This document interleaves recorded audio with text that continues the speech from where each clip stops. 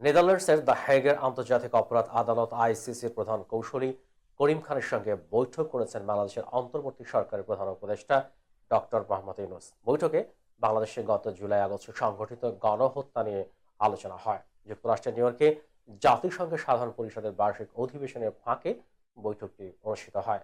বাংলাদেশের অন্তর্বর্তী সরকারের প্রধান উপদেষ্টার ভেরিফাইড ফেসবুক পেজে দেওয়া পোস্টে এই তথ্য জানানো হয়।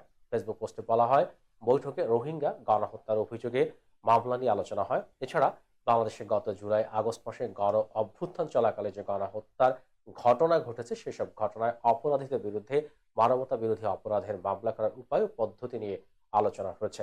রোহিঙ্গা সংকট মোকাবেলায় প্রধান উপদেষ্টার প্রস্তাবিত ৩ দফার প্রশংসা করেছেন আইসিসি প্রধান কৌঁসুলি করিম খান। এছাড়াও চলতি বছরের শেষে আন্তর্জাতিক অপরাধ আদালতের প্রধান প্রসিকিউটর করিম এ খান বাংলাদেশ সফরে আসছেন।